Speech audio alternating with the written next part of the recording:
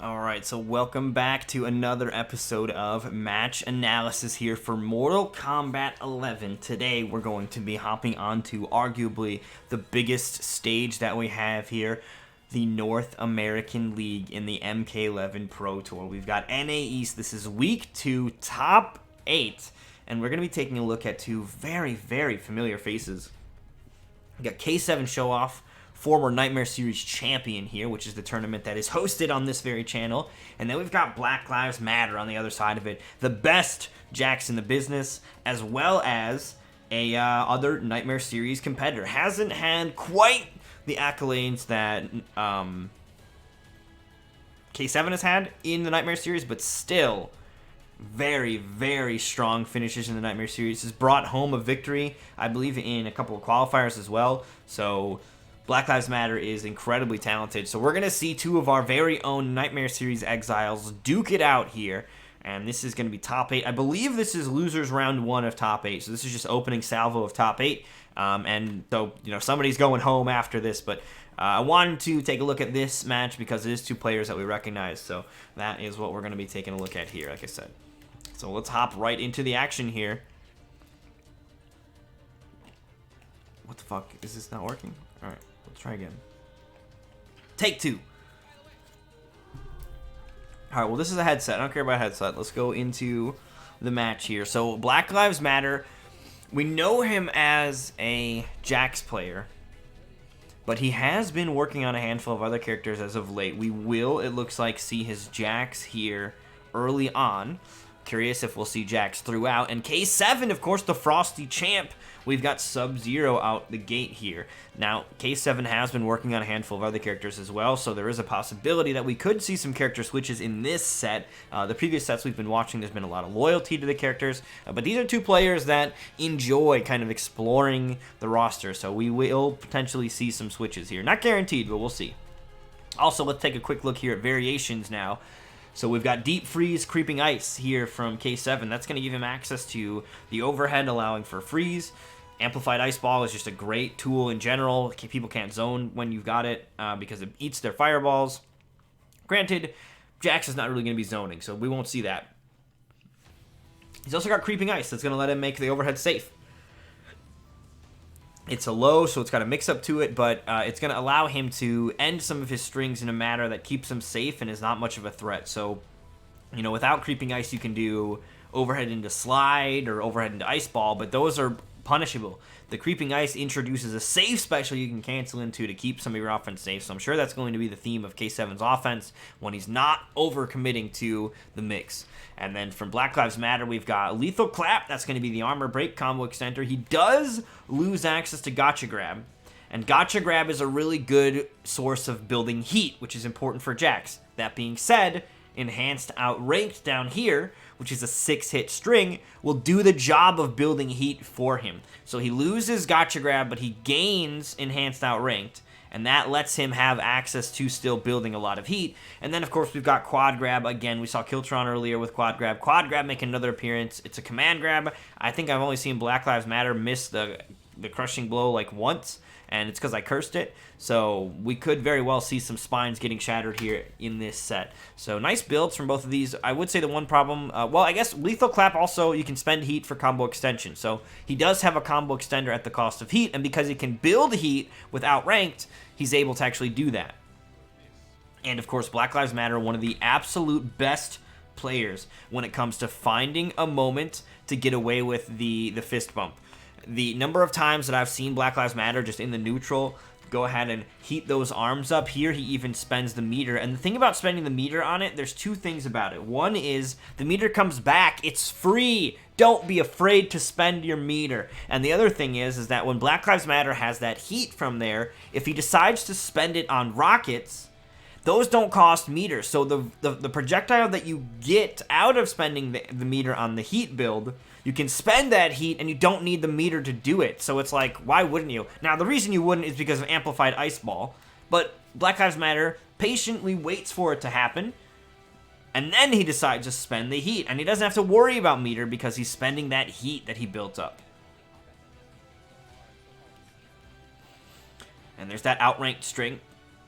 Now, there is a bit of a 50-50 at the end of there, and K7 blocks that is a high. I believe it's plus if you block that one. It's also got an overhead that you can block, and you can duck the high at the end there. So it's like duck the high or take the plus frames, or if they think you're doing that, they'll go for the overhead. BlakLvesMatter in there. Of course, K7 now on Fatal Blow, but look at how much of a life lead BlakLvesMatter is working with here. 94% of that health bar is still alive. Breaks away out of the Amplify on the slide, which is going to prevent that Crushing Blow from building. That's what he's primarily going for. Not giving K7 any resources. It's round 1, so whoever wins is not as important, but some of the other key things that happen in round 1 is building Crushing Blows, building up Bicycle Kicks for Liu Kang, building up slides for Sub-Zero, building up clone hits for Noob Saibot. So preventing your opponent from doing that is a really good thing to do as well, because that's where they want to do it. Jax builds Heat, which he can build that at any time, and in fact loses it between rounds, so it's not something he does in round 1, necessarily.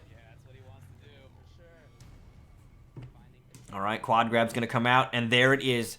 The Command Grab Crushing Blow, 35%, keeps the corner pressure as well. I've never seen BlakLvesMatter drop it other than when I curse it, and I wasn't on the mic for this one. It was the incredibly talented Ultra David, big fan of him. In fact, he's part of the reason that I even do this match analysis stuff, because he does this kind of stuff for some other games, and I wanted to do it for this as well. He probably does it for MK also, but, you know, I want to do focus on MK because that's what I like. There's, ooh, and is that a tick throw off of that outranked string? It looks like it. So the third hit of Outranked actually is a tick setup for the Quad Grab. So that's a sort of instance where the two strings, or the two abilities, Enhanced Outranked and Quad Grab, are now synergizing and complementing one another. Also, according to Dr. Omnipotent in the chat, also does it on the 5th hit. So, and the 5th hit is the one that comes before the do you duck the high or go for the overhead, you know what I mean? So there's an extra mix-up on there. So Quad Grab coupled with Enhanced Outrank really introduces some extra mind games to it.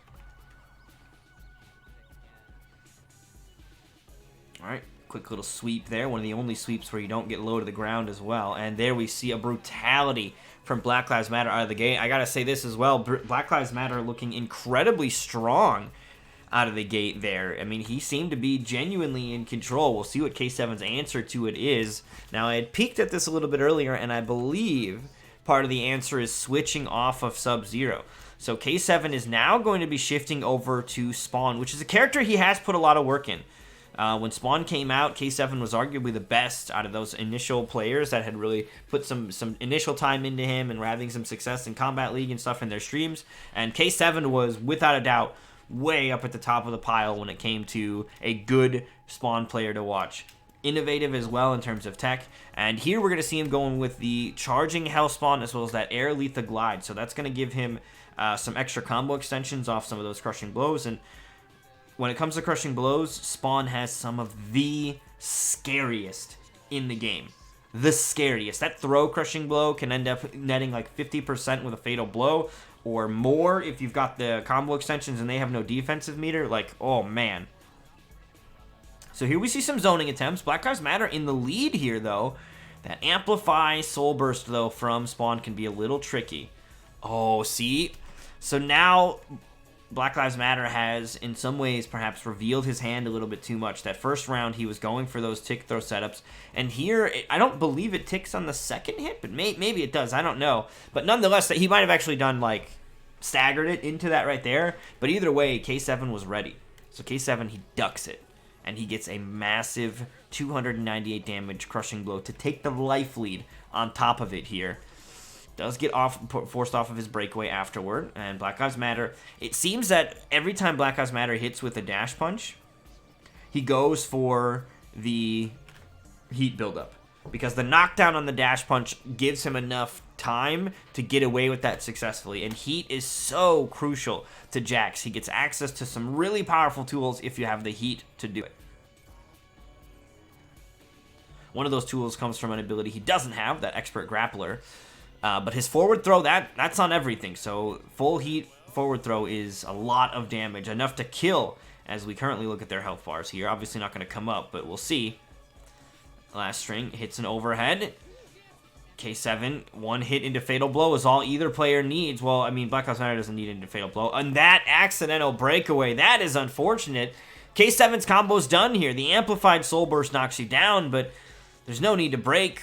That's going to mean that if a chip out situation starts to happen as well, BlakLvesMatter will be in trouble. No, but a throw! Can't worry about chip in that department. So K7 runs in, gets the throw, and that was one hell of a comeback there, but he stabilized.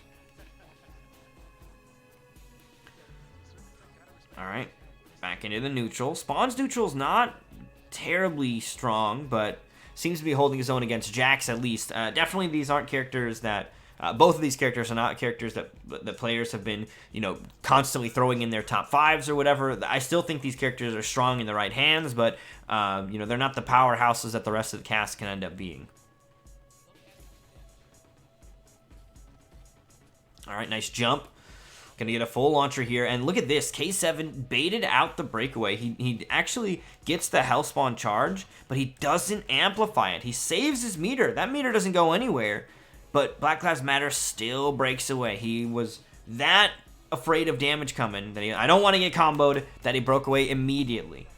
And that allows K7 to, when he does want to do the combo, now he's got the meter to do it, and there's no defensive bar to stop it. Oh man, K7, wow, he got hit.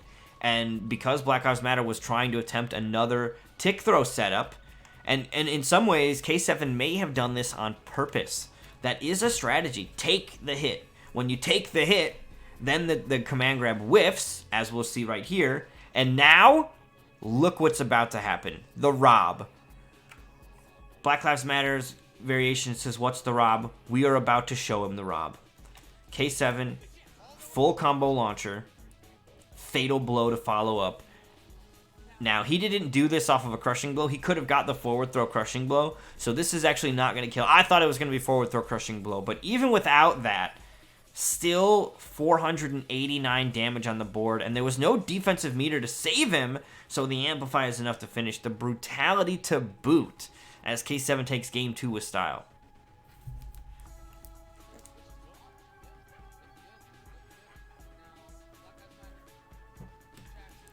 So now the question definitely becomes from BlakLvesMatter, will we see a switch? He's got a really strong Kung Lao as well, so we'll see what happens.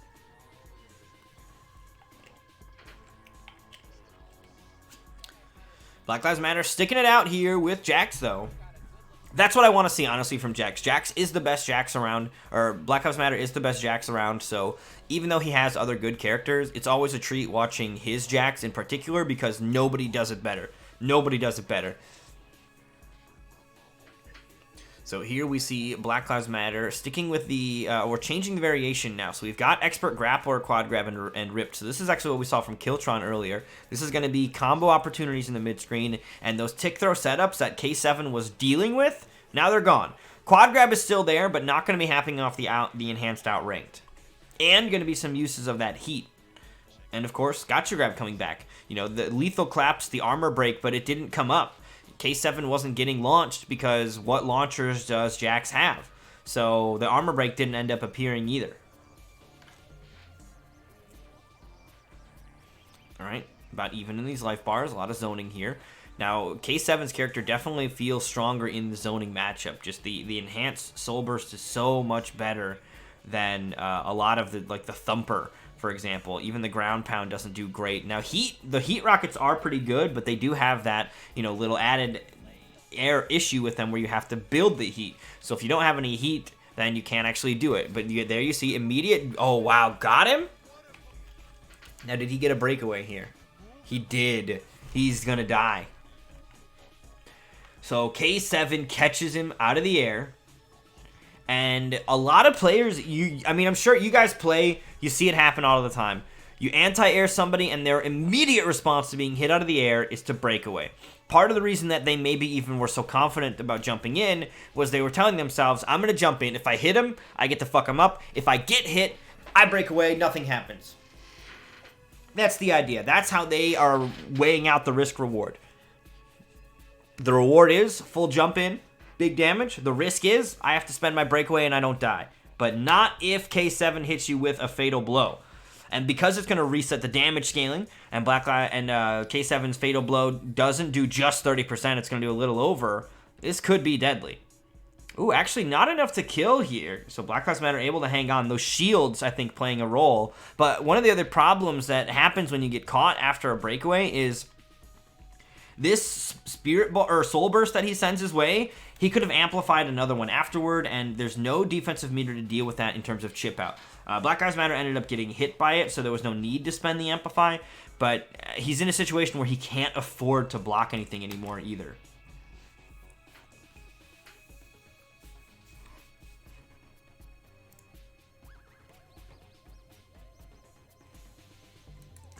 Alright, so here round 2 begins. K7 in control. And those chains, now he's forcing his pressure with those chains if Jax gets close. The thing is Jax needs to get closer than Spawn does. Spawn can hover at about this spot right here and make those chains a problem. Jax needs to get real close. As annoying as he can be once he's in, he does still need to get in. He does not have really great long-range normals.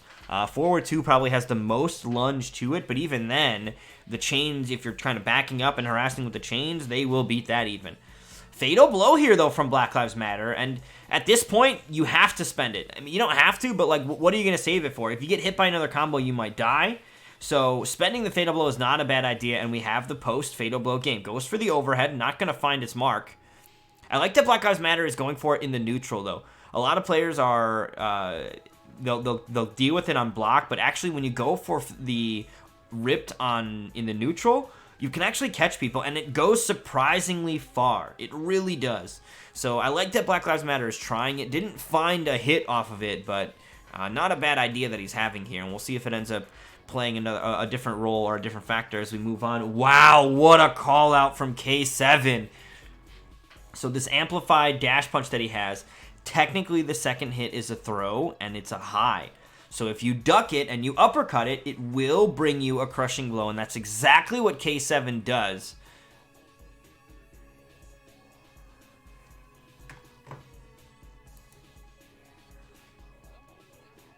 Alright, staggers coming out from Black Lives Matter, catches him with the string, starts to build that heat up, but now no defensive meter, so he's got to hold the full damage. Doesn't end the combo there, surprisingly, so no restand, but K7 still in control here.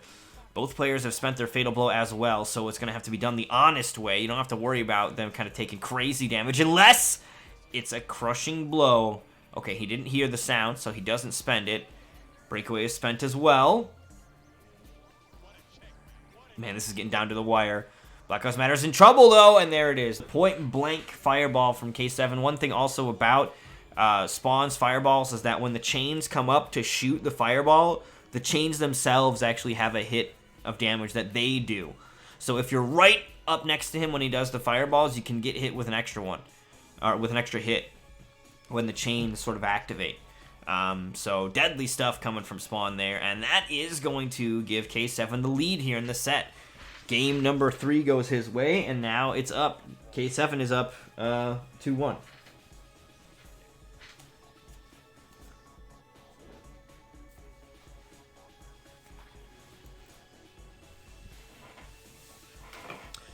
So, in terms of characters, looks like K7, or Black Lives Matter, is going to be sticking it out here with Jax all the way. And variation-wise, he is going to the same thing that he had in the second game. So, no longer going for that outranked in the tick throws yet again. Still going for the combo opportunities.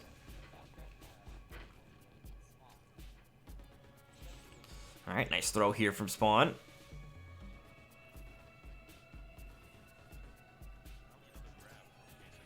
Ooh. So this is just a patient zoning game between these two. Spawn is one of the characters that has a really decent fireball game, and if you can prevent Jax from getting his own heat built up, which is, like, if he can't hit you because you're full screen, then he has to build it up by doing the fist bump. But if you're peppering the screen with too many projectiles for him to do that, then you can really control the zoning game. And as you can see, K7 has 97% of his health bar intact, and Black Lives Matter is sitting here at about 53. So this has been a lot of K7 kind of dictating and controlling things because he's not letting Black Lives Matter get any heat, and without heat, it's that much harder for Jax to contest. Alright, get up attack. Just looking to find any way to take his turn back. No Hellspawn charge there. Of course, there was breakaway available. And now he does have to worry about the fatal blow, but he does also have to consider he's got enough of a health lead that it's not that much of a threat. Alright, sweep the leg. There we go. And K7 able to secure now himself on set point here. Jax makes his way in. The expert grappler going to start to build that arm heat. And now, this is where Jax is going to be a problem. They're at full screen, but that arm heat means that he is a problem. That K7 can't just throw fireballs. The problem, of course, that with that, from Jax's point of view, is that he does run out of that heat, right? You have to spend the heat. It's not that while your arms are red, you can throw fireballs forever. No, every time you shoot a fireball, you lose some of that heat in the process. So you have to find a way to get in afterward and build it back up, which he did. He did just that. Point blank with the fireballs here. Nice short hop over the throw. That was a huge call out here from BlakLvesMatter. Now, short hopping over throws does two things. So, typically, players will duck under throws. However, if you're trying to duck underneath the throw and they poke you, you get hit. If you jump over those pokes, though, now you're avoiding that as well. So the short hop gets him over the throw, and the punish as well from BlakLvesMatter. Tries to get the restand in the corner, wasn't quite close enough, but he will catch him with the dash punch amplify, and that is enough for the round. So BlakLvesMatter stays in this. He's also got K7 cornered right now. Spawn is a character that wants to hang out far away, do some zoning, and if you've got him cornered, that takes away some of that option from him. Oh, now he found his way out of the corner. We'll see if BlakLvesMatter can switch that up or at least stay on top of him. Yep, the immediately jumps over for the side switch. Do not let Spawn get away. Nice jump over again. Doesn't get the full follow-up. Wow, what was that range? Where did he do that at? K7 is just going to take a big risk. This is at about half screen here. I mean, he sees BlakLvesMatter pushing a button, which he's pushing forward 3. What may have happened is BlakLvesMatter went to shoot a rocket because he thought he had enough heat, and he only had 1 pip of heat. So it takes 2 hits of heat to be able to shoot a rocket. But you can't really tell the difference, especially on the fly with all the pressure of thousands of people watching you and everything. It can be tough to tell on the fly if you're at level 1 heat or level 2. So that may have been what happened is he tried to shoot a heat rocket, didn't have the meter for it, and K7's just in there with the chains. He just gets him with the chains at maximum distance on the whiff punish. Or the counter hit. It looked like he was pushing a button afterward. And that's going to be full combo starter here. BlakLvesMatter, no defensive meter to get out of it. So 337 into a restand, where you can throw him to follow up. K7 still on the offensive. Okay, will we see the crushing blow? Nope. Oh man, the pressure here between these two. Overhead doesn't connect, or doesn't get amplified for a follow-up. But the throw, there we go. That running up throw. Dash punch is like a half-screen throw. You see where BlakLvesMatter is at when he decides to go for it. He's at the same range, too, where he's been going for overpower. We just saw him do over, or ripped right there, which is catching K7 kind of hunkering down like this. And if he starts to stand up for fear of ripped, now he's getting grabbed by the enhanced, or the amplify on there. So BlakLvesMatter ties it up here. We've got a game 5 yet again.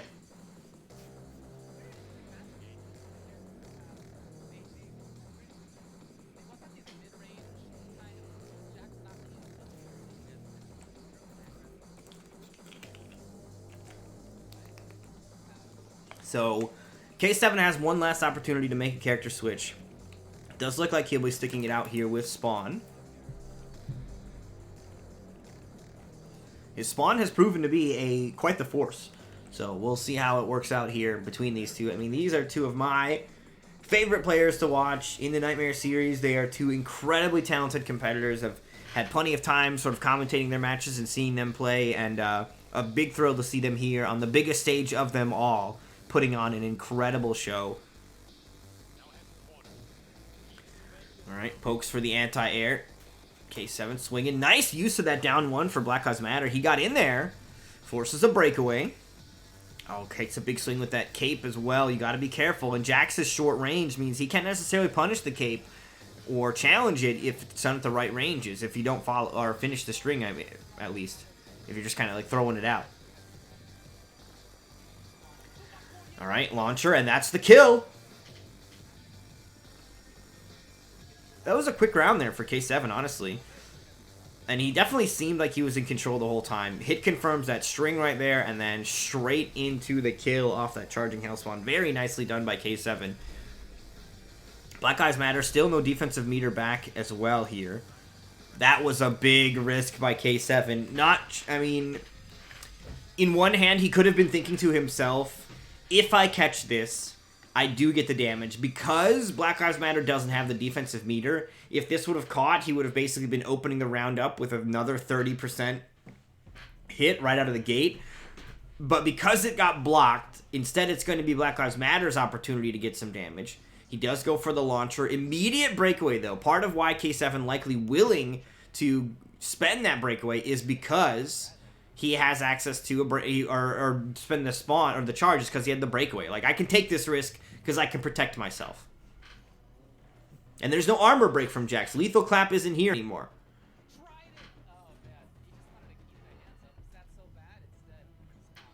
Alright, trying to get in.